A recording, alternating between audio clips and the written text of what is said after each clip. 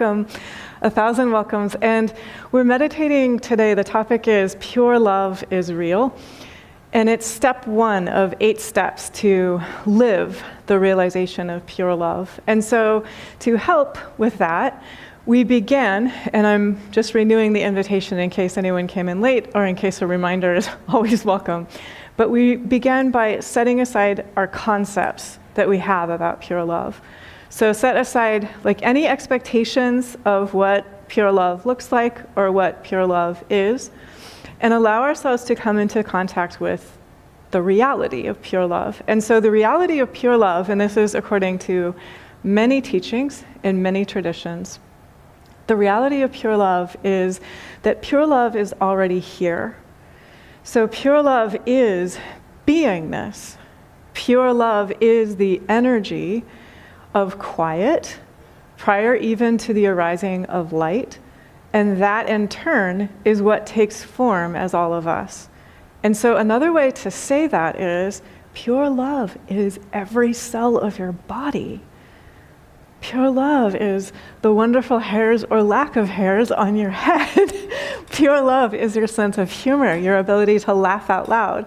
I came across a little wonderful, charming news item that says scientists have recently discovered that they believe 65 animals engage in laughter.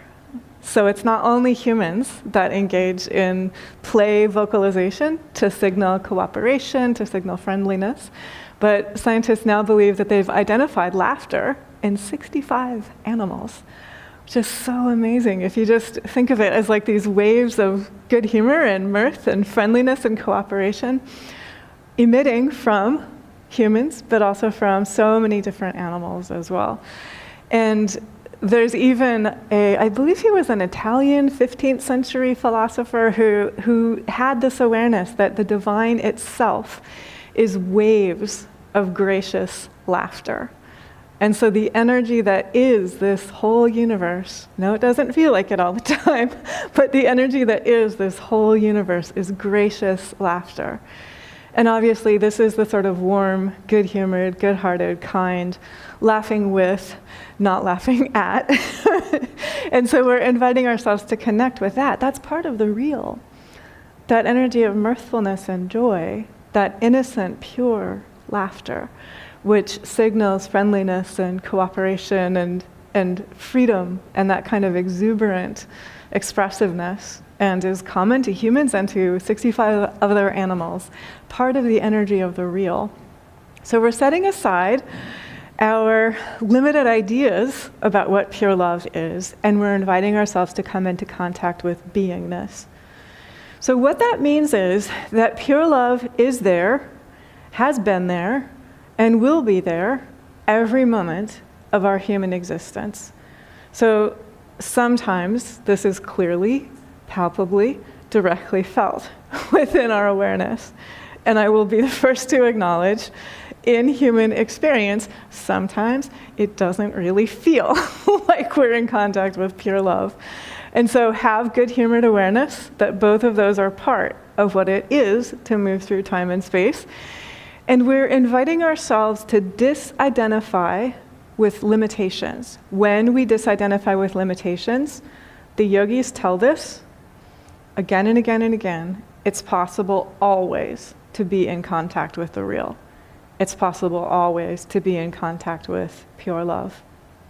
And so I have different teachings from different traditions to share. I'll share with you, this is one from Adi Shankar.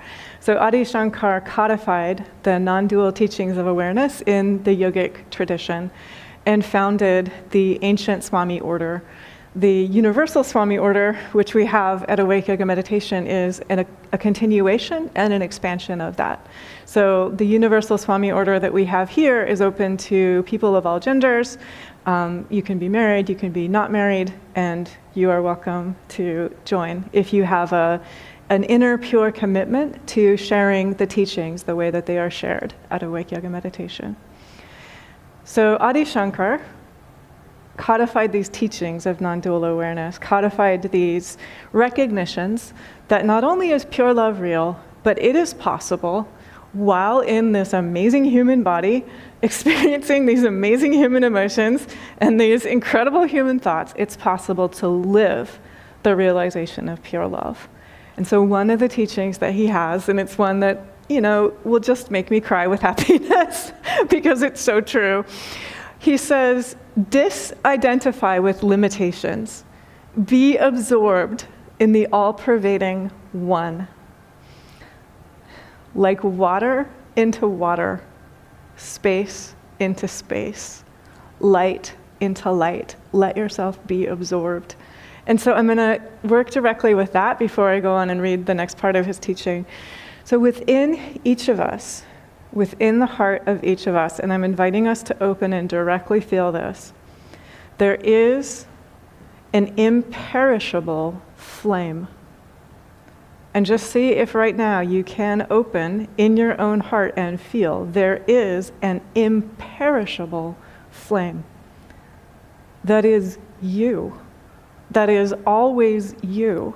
That is you when you are here in the body, and that is you before you came here to be in the body, and that is you after you leave being in the body. Stay here every moment you possibly can in the body, and also be aware of this imperishable flame in the heart. So one of the invitations that the yogis give us, I'll share with you a phrasing from the Bhagavad Gita. Be in contact with this imperishable flame. It is a flame lit in a windless place. There is no wind that can even make this flame flicker or falter. This is the energy of pure, undimmable light, imperishable, immortal light. And it is here within the heart of each one of us. It is here within all of life. It is here in the trees, taking the form of those trees. It is here in every grain of sand. It is here in the mountains. It is here in the waters, in the rivers. It is here in the oceans. It is here in the plains. It is here in the air. It is here in the sun and the moon and the stars. And it is the energy of pure love. And it's just right here. It's that in us which is aliveness, which is lifeness, which is vitality, which is wholeness, which is our exuberance and our own good humor, and that signature energy, so that your friends, when you walk into a room, even if they don't see you walk into a room, they know you've walked into the room, if they're tuned in and aware. That energy, that you, that is indestructible, imperishable. And so we are invited, as long as we feel that there is a separate me here, as long as we feel that there is a mine here, there is a separate I, an individual I that's here, we are invited to be in contact with that imperishable flame and let that flame be unwavering, a light lit in a windless place. So no matter what the storms are that may arise in time and space, storms arise in time and space. This is part of time and space. This flame within each of us is imperishable and does not flicker, does not waver. So we are invited to be in contact with that. And then we are invited, so play with these different unfoldments, these different recognitions. We are invited to recognize that imperishable flame within us is inextricably connected to the source of all light. So whatever image works for you, but one way to image this is that there is a sun brighter than 10,000 suns, the source of all light. And that imperishable flame within the heart of each of us is always connected to that sun that is the source of all light. As we meditate, it can seem as if we go through stages of unfoldment. So it can seem as if we become aware of this imperishable flame of light in our heart, and we connect that individualized flame with that sun, the source of all light. And it can seem as if we rise up out of the body and connect with the sun. So the candle melts into the sun. It can seem like that. And that is one of the stages of unfoldment and awareness that the Bhagavad Gita spells out. A next stage of unfoldment and awareness, and I'm inviting us to feel our way into this as well. So let's first stop and invite ourselves to feel, what would it feel like if I allowed my imperishable flame of light in my heart to let go of identifying with the body? So it's as if all of the walls of limitation fall away. There's only that imperishable flame and the sun. And there's no barrier between the imperishable flame and the sun. There is just light and light. And so the individualized expression of light merges into the source of all light. Doesn't lose its beingness, doesn't lose its signature vibration, just loses its limitation. Wow. So that's one stage of unfoldment. And then another stage of unfoldment is to recognize that each of us is simply invited to let all the light of 10,000 suns be here. That's it. Just that. Just let all the light of 10,000 suns be here. Just right here in your heart. No barrier between this imperishable light within yourself and the light of 10,000 suns. And so again, you let go of limitation, and then you open your eyes. There's only the light of 10,000 suns. There's no more separateness. And so you are only seeing 10,000 suns, 10,000 suns, 10,000 suns, 10,000 suns, everywhere that you look. And you recognize it's all just the light of 10,000 suns. It's all just the light of the one. And so everywhere that you are friendliness, greeting friendliness in all. You are this innocent, pure love, greeting this innocent, pure love in all. That's what Adi Shankar is talking about. So he says, water merges into water. There's only water. And it's like allowing the source of all water to just flow through you and to be through you. Space merges into space. There's only space. And there's no loss. There's just expansion and connectedness and a regaining of the real, a reconnection with the pure love that is already here. And then he says, it is like light merging into light. And so that's what we just invited ourselves to connect with, to feel our way into. And so the divine is divining itself through you. The divine is knowing itself through you. The divine is reaching itself out through you. The divine, if you sing, is singing through you. The divine, if you dance, is dancing through you. The divine, if you stumble, is stumbling through you. And it's learning how to pick itself back up and regain its balance through you. And all of this is not an accident. It's not a mistake. It's not a punishment. It's the energy of pure love, exploring, divining, expanding, learning, growing. And so we're inviting ourselves to connect with that joy of the real, that joy of encountering 10,000 suns everywhere that we look, with wonder and awe and gratitude. Adi Shankar says, let light merge into light. Let the source of all light be here through you. Apart from this attainment, there is no other. That's it. That's all. Just let light be light through you. And so this means light wants to be light through you. So if you're a scientist, light wants to science through you. If you're an inventor, light wants to invent through you. If you're a musician, light wants to sing and dance and play and shine and harmonize through you. So whatever it is that You are, whatever your skill set is, that's the divine, that's the light, doing that through you with such joy, with such exuberance, and it's the energy of pure love doing this. Adi Shankar says, apart from this blessedness, there is no other. This is the real. This is the blessing, this teaching, this recognition. Apart from this knowledge, there is no other. Realize that to be Brahman. Realize that to be the Supreme. And so I'll share with you just a few teachings and then a few stories, a few other scriptures, depending on time. I came across a couple of teachings back to back from very different times and places, and they were both noticing that one of the things that can interrupt our felt direct connection with light pouring itself into this space through us is anger.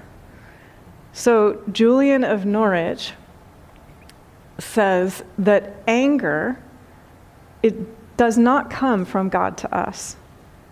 It's only humans that feel anger at God. It's not that God is angry at humans. It's that humans are angry at God. And she says when humans feel anger at God, it interrupts their experience of divine peace and love. And so if we would give ourselves the gift of uninterrupted connectedness with divine peace and divine love, then melt anger away. Just be willing to let anger go. Just let it go, because which would you rather have, anger or divine peace and divine love? And so she really is saying it is a choice. It is a choice that each one of us makes with every thought, with every word, with every deed. Am I choosing anger, or am I choosing direct connection with divine peace and divine love? And Lahiri, so extremely different time and place. Julian of Norwich was offering that teaching in something like 1370 in England, in the body of a woman, in the Christian tradition.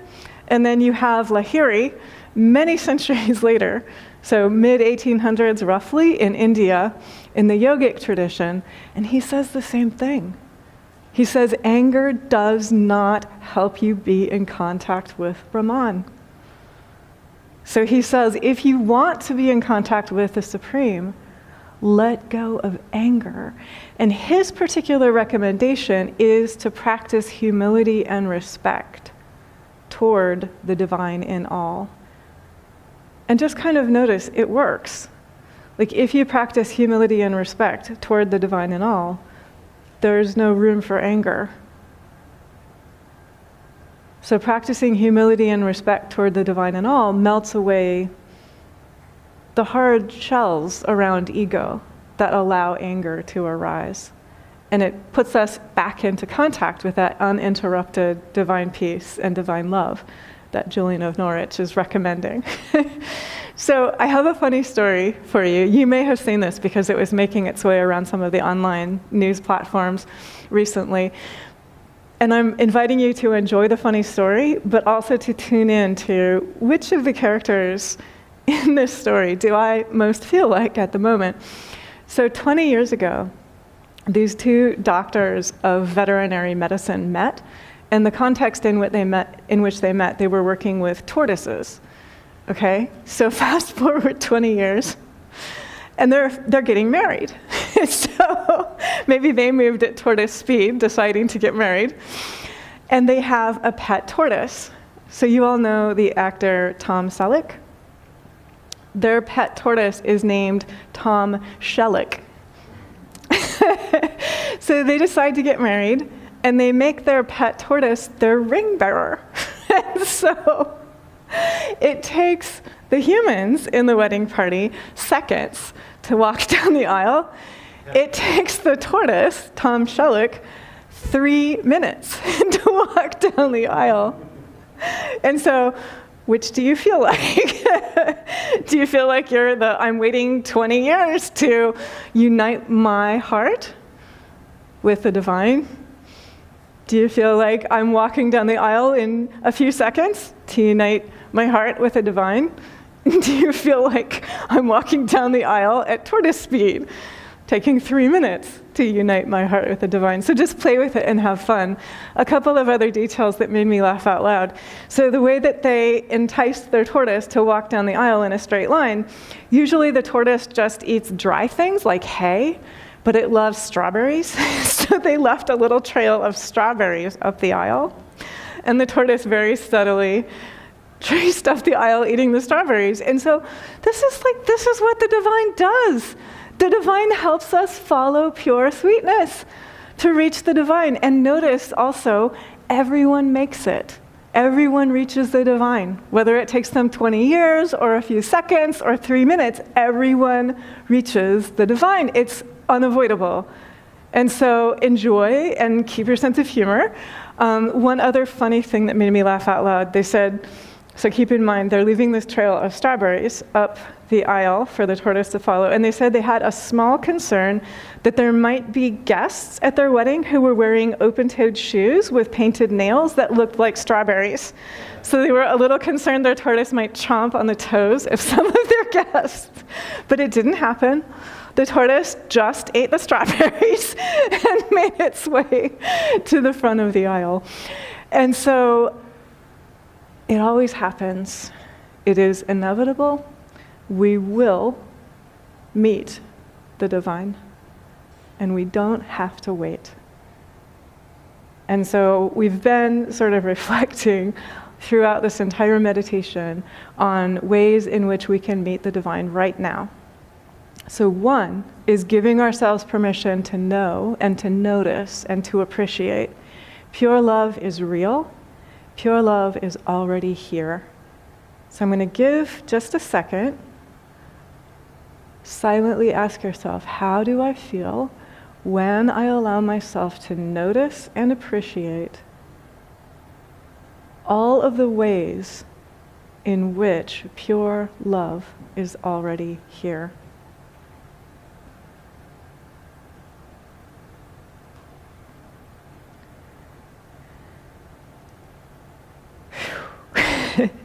Let's do that more.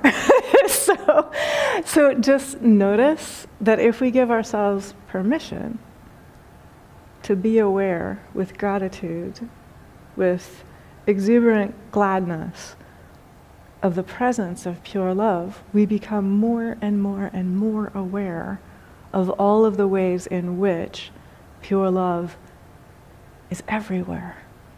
That's back to the 10,000 suns glinting through all of the eyes that we ever see looking at us, smiling at us through all of the smiles that we ever see looking at us. Every leaf on every tree is pure love taking that particular form. Julian of Norwich had an incredibly beautiful understanding of our physical embodiment. So she said that divine goodness is formless. So she had a teaching very similar to Adi Shankar's. The source of all of this is divine formless goodness. And that divine formless goodness takes the form of beings we love. So the two examples she gave were Mary and Jesus. She said that's fantastic if we love Mary and Jesus and know that the source of them is divine formless goodness. And she also said, your very body, the human body, is an expression in form of divine formless goodness. So just notice for a second, what would happen if I let go of thinking there was something wrong with me? And I'm just inviting all of us to notice, what are the ways in which I might habitually think there is something wrong with me? Notice what those are and give them to the divine temporarily. You can pick them up later if you need to. And what would happen if you said, I give those to the divine and I notice the divine goodness in me? And I trust and love and respect and appreciate the divine goodness in me. how would I interact with myself if I felt directly? Julian of Norwich's metaphor is that this body is like a purse that holds divine goodness, the same way a purse holds a coin. You are God's handbag. You didn't know it. You're God's man purse. You're God's gender-neutral bag. And you are a treasure. She's saying that. She's saying there's not a single human that doesn't carry the treasure of divine goodness. Every single one of us is here as divine goodness. And so notice how healing that is. Just what would happen if I let go of thinking there was something wrong with me? I give all of those feelings of there being something wrong with me to the divine, and I ask the divine to help me be in balance. I ask the divine to help me honor the laws of balance, the laws of energy, the laws of the one, the laws of purity, the laws of harmony, the laws of grace, the laws of generosity. And so we're asked to be pure in our body, to be a pure expression of that divine goodness. But to let go of thinking that there is something wrong with us if we step out of balance. Julian of Norwich actually says it is inevitable that we will step out of balance sometimes if we have a human body. So don't be blithe about that. Like, don't just say, oh, well, that's fine. I'm just going to step out of balance anyway, so I don't have to do anything about it.